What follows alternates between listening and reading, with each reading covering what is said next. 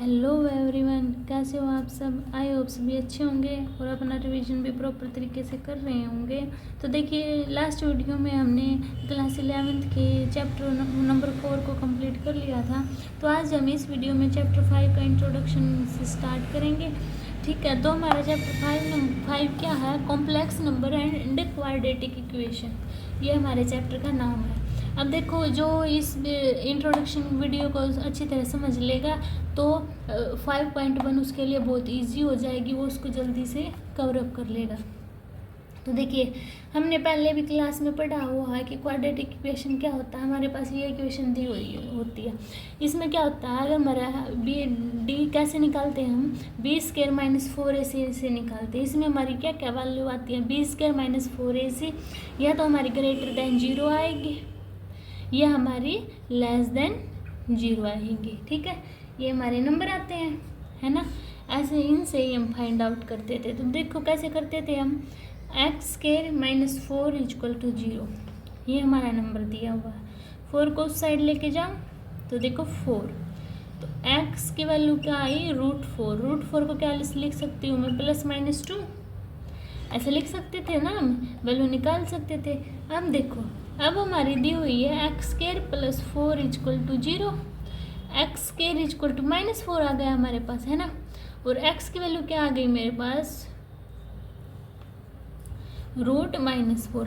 अब क्वेश्चन आता है माइंड में कि इसको कैसे सोल्व किया जाए। तो इसको सोल्व करने के लिए हमारे कॉम्प्लेक्स नंबर दिए हुए हैं, हम इसको सोल्व कॉम्प्लेक्स नंबर से कर पाएंगे। देखो, ये हमने पढ़ रखा है पहले भी कि हमारे नेचुरल नंबर कौन से होते हैं, जिसमें हमारे 1 2 3 तक ये अप टू इन्फिनिटी तक आते हैं ना।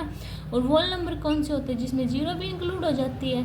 और हमारे इंटीजर कौन से होते हैं, 0 +-1 +-2, ये मेरे इंटीजर होते हैं ना। और मेरे रेशनल नंबर क्या होते हैं, p/q की फॉर्म में होते हैं और q ≠ 0 होता है ना। ये कंडीशन आप लोगों ने भी पहले पढ़ रखी होंगी। ठीक है, अब देखिए, अब हम पढ़ेंगे कि हमारा कॉम्प्लेक्स नंबर है जो वो होता क्या है। तो देखिए, सबसे पहले कॉम्प्लेक्स नंबर को समझिए। देखो, कॉम्प्लेक्स नंबर क्या होता है, इट इज ए combination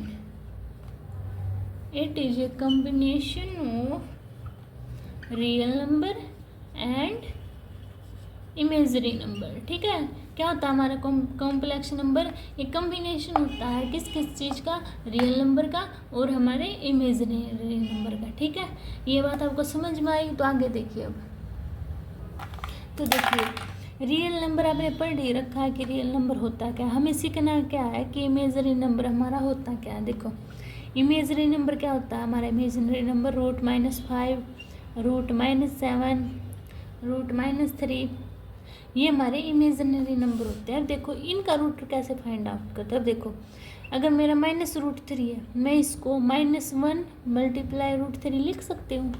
इसमें अगर मैं मल्टीप्लाई करूँगी तो सेम ही आएगा ना, तो नो डाउट कोई भी। अब देखो, इसको मैं √-1 √3 ऐसे लिख सकती हूँ, यानी कि रूट के अंदर मल्टीप्लाई हो जाएगी तो यही सेम आएगा ना। अब देखो, दो बातों का ध्यान रखना है आपको। √-1 की वैल्यू आई होती है। आई ये किसको डिनोट करता है, हमारा आयोटा, क्या बोलते हैं इसको, आयोटा। ठीक है, और -1 जो मेरा -1 होता है वो आयोटा स्केयर के इक्वल होता है। ठीक है, ये दो बातों को आपको ध्यान में रखना है। ठीक है, अब देखो, √-1 की वैल्यू क्या, आयोटा और √3, तो क्या आ गया मेरा, √3 आयोटा। तो ये सोल्व हो गया, ये इसका आंसर आ गया। आई होप आपको ये समझ में आया होगा। अब हम आगे देखते हैं। अब देखो, अब आप पूछोगे, ये बात समझ में आ गई ना, इमेजरी नंबर कैसे बनाते हैं। अब आप पूछोगे कॉम्प्लेक्स नंबर को कैसे लिखा जाता है। देखो, कॉम्प्लेक्स नंबर को Z से डिनोट करते हैं हम। ठीक है भैया, A + आयोटा B, ये इसकी इक्वेशन होती है। देखो, ये होता है हमारा कॉम्प्लेक्स नंबर, ये A होता है हमारा रियल नंबर और ये होता है हमारा इमेजिनरी नंबर। ठीक है, इसको हम Z = A + आयोटा B से डिनोट करते हैं। देखो, सीधी सी बात है, हमारा कॉम्प्लेक्स नंबर क्या होगा? जो रियल नंबर और इमेजिनरी नंबर को जोड़ता है वो हमारा कॉम्प्लेक्स नंबर होता है। ठीक है, अब देखो इसको कुछ एग्जाम्पल से समझो। जैसे हमारा z इक्वल टू 3 + 4 आयोटा दे दिया, यानी कि ये हमारा रियल नंबर है, ये हमारा इमेजिनरी नंबर है। 2 + 3 आयोटा दे दिया, ऐसी फॉर्म में ये दिए हुए होते हैं। ठीक है, अब एडिशन से समझो। देखो मान लो z1 दिया हुआ है मेरे पास 2 + 3 आयोटा, z2 दिया हुआ है मेरे पास 3 + 4 आयोटा।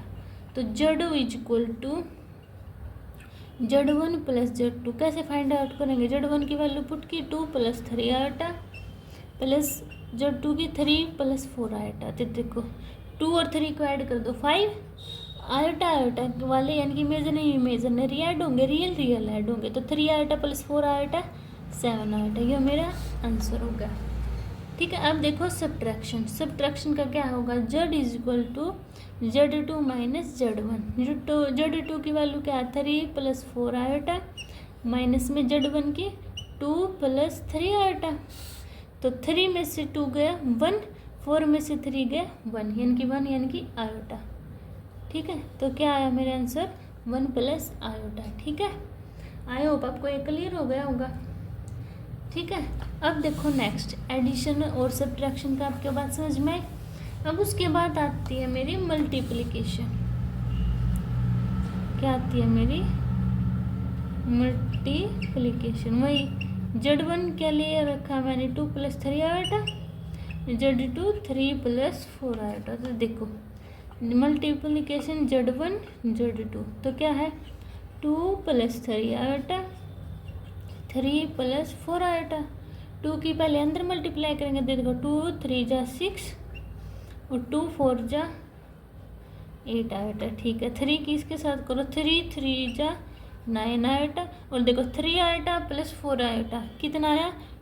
12 आयोटा का स्केयर। और मैंने आपको क्या बताया? आयोटा स्केयर किसके इक्वल होता है? हमारा -1 के। तो देखो अब 6 है ये, तो 6 लिखो यहाँ पे। और 8 आयोटा + 9 आयोटा कितना है मेरा? 17 आयोटा। अब देखो आयोटा स्केयर क्या है? ये माइनस हो जाएगा, तो कितना है? -12। अब 6 और -12 कितना आया? -6 + 17 आयोटा। ये मेरा आंसर हो गया। ठीक है, अब देखो डिवीज़न में क्या होता है हमारा? z equal to z1 / z2, यानी कि 2 + 3 आयोटा अपॉन 3 + 4 आयोटा। ठीक है, तो देखो जब हम लास्ट क्लास में भी करके आए हैं कि हमें जैसे नीचे रूट नहीं छोड़ना होता, ये डिवाइड तो हो नहीं रहा कुछ, तो देखो है ना, तो और हमें और कुछ करना पड़ेगा। तो देखो मैंने पता है कि जैसे कि हम नीचे रूट नहीं छोड़ते थे ना, वैसे ही हमें नीचे आयोटा नहीं छोड़ना है। तो देखो उसके लिए क्या करूँगी मैं? ऊपर नीचे मल्टीप्लाई कर दूँगी नोमिनेटर डोमिनेटर को। किससे करूँगी? 3 - 4 आयोटा 3 - 4 आयोटा। तो 2 के अंदर मल्टीप्लाई करना एक बार क्या आएगा? 6 - 8 आयोटा। अब 3 की करो +9 आयोटा माइनस में 12 आयोटा स्केयर है, अपॉन में क्या आया? 3 का स्केयर -4 आयोटा का स्केयर, है ना। तो देखो 6 - 8 + 9 आयोटा कितना आयोटा, और ये आयोटा स्केयर -1 हो जाएगा, और -12 है तो +12 अपॉन में 3 3 जा 9। और यहाँ पे क्या है? 4 स्केयर आयोटा स्केयर हो गया ना, 16 आयोटा स्केयर। आयोटा स्केयर की वैल्यू कितनी होगी? -16, माइनस पहले मेरे पास दिया हुआ है तो +16। तो 12 और 6 कितना होगा? 12 और 6 18 है ना, 18 होगा ना। तो क्या लिखूँगी मैं? 18 + आयोटा अपॉन 25। समझ जाए? अब इसको अलग लिखना तो अलग लिख सकते हो। कैसे? 18 अपॉन 25 + आयोटा अपॉन 25। ये हमारा रियल नंबर होगा, ये मेरा इमेजिनरी नंबर होगा। डिवीज़न में मुझे ये ऐसे फाइंड आउट करना है। ठीक है, क्लियर हुआ होगा आपको? अब आगे देखिए।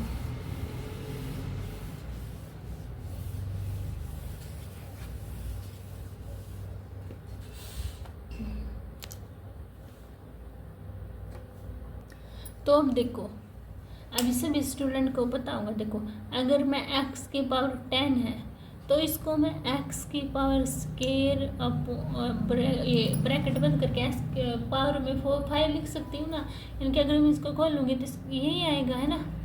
और देखो मुझे अब ये भी पता है √-1 क्या होता है मेरा आयोटा, और -1 क्या होता है आयोटा का स्केयर, यही होता है ना। अब देखो अगर आप मान कहोगे कि मैम ये तो आयोटा स्केयर दे रखा, माँ कि क्या आयोटा क्यूब आ जाए या फिर इससे बड़ी वैल्यू आ जाए तो हम उसको कैसे फाइंड आउट करेंगे।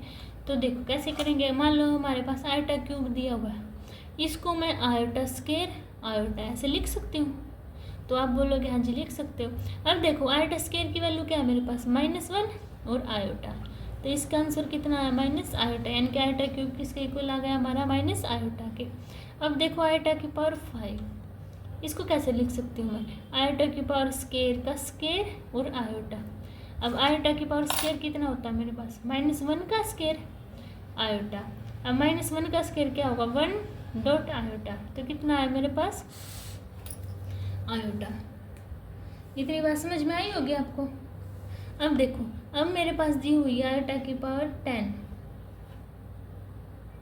ठीक है, तो इसको कैसे लिख सकती हूँ मैं, आयोटा स्केयर अपॉन इसकी पावर 5 लिख सकती हूँ। आयोटा स्केयर की वैल्यू क्या -1 और इसकी पावर 5, तो कितना आया मेरा -1 आ गया ना।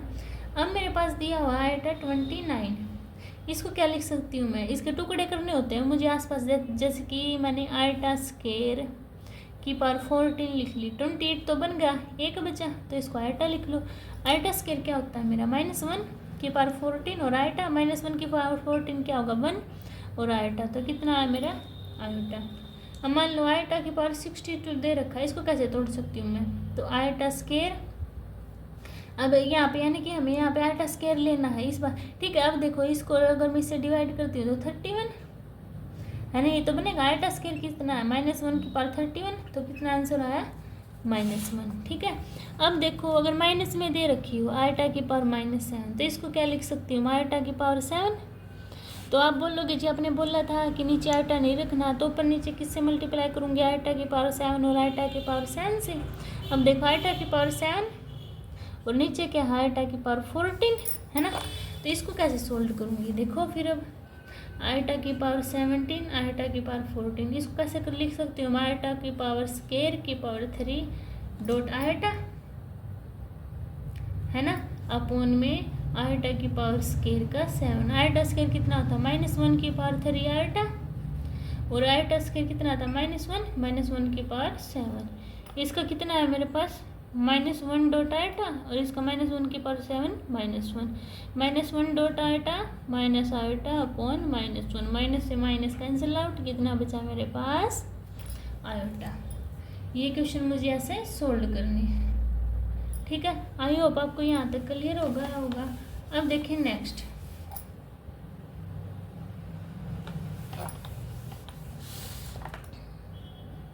हम देखो अब मेरी दो चीज़ बच गई, एडिटिव इनवर्स और मल्टीप्लिकेटिव इनवर्स। ये हमें 8th क्लास में हमने पढ़ा होगा एडिटिव इनवर्स का क्या होता है।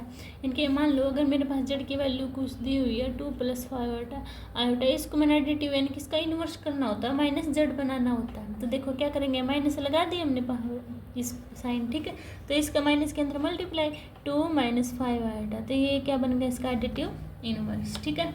अब बनाना है मुझे मल्टीप्लिकेटिव इनवर्स। उसको कैसे बनाऊंगी देखो, मान लो जड़ की वैल्यू दी हुई है 2 + 5 आयोटा, इसका क्या बनेगा मल्टीप्लिकेटिव इनवर्स अपॉन में, तो क्या हो जाएगा ये 1 अपॉन में 2 + 5 आयोटा। अब आप बोलोगे मैम आपने तो बोला था कि नीचे हमें आयोटा नहीं छोड़ना, तो क्या करेंगे ऊपर नीचे मल्टीप्लाई कर देंगे 2 - 5 आयोटा 2 - 5 आयोटा, तो ऊपर क्या बचा 2 - 5 आयोटा, नीचे ए इसके a + b - b square -b square होगा ना, तो देखो 4 का स्केयर माइनस में 5 आयोटा का स्केयर है ना। तो देखो क्या है मेरा 2 - 5 आयोटा, 4 का स्केयर 16 टू देखकर ना, तो यहाँ पे 2 का स्केयर आएगा, 2 का स्केयर क्या आएगा 4 और 5 का स्केयर 25 आयोटा का स्केयर आप बोलोगे जो -1 होता है तो इसको पॉजिटिव कर देगा, तो क्या आया 2 - 5 आयोटा अपॉन 29, ठीक है। तो ये मेरा इतना हो गया, ये हमारा इंट्रोडक्शन था, ठीक है। इसको आप थोड़ा सा अच्छे तरीके से इसको रिवीजन करना। अब देखिए इसको मैं एक क्वेश्चन से आपको समझा देती हूँ। एक्सरसाइज का हम क्वेश्चन उठा के चलते हैं क्या, उससे आपका थोड़ा सा डाउट भी क्लियर हो जाएगा। ठीक है, इंट्रोडक्शन में जो मैंने आपको करवाया थोड़ी सी 1-2 क्वेश्चन की मैं आपको प्रैक्टिस भी करवा देती हूँ। देखिए जैसे फर्स्ट क्वेश्चन में क्या दिया हुआ है मेरे पास, 5 आयोटा और -3/5 आयोटा ये दिया हुआ है। इसके अंदर मल्टीप्लाई करो तो देखो 5 आयोटा, एक काम करो आयोटा को बाद में लिखेंगे तो देखो क्या दिया, माइनस को बाहर लिख लूँ मैं, 5 × 3/5 ये दिया हुआ है ना। अब क्या लिखना मुझे, आयोटा का स्क्वायर, 5 से 5 कैंसिल आउट, क्या बचा मेरे पास 3 आयोटा स्क्वायर बचा। आयोटा स्क्वायर क्या है मेरे -1 तो क्या हो गया 3।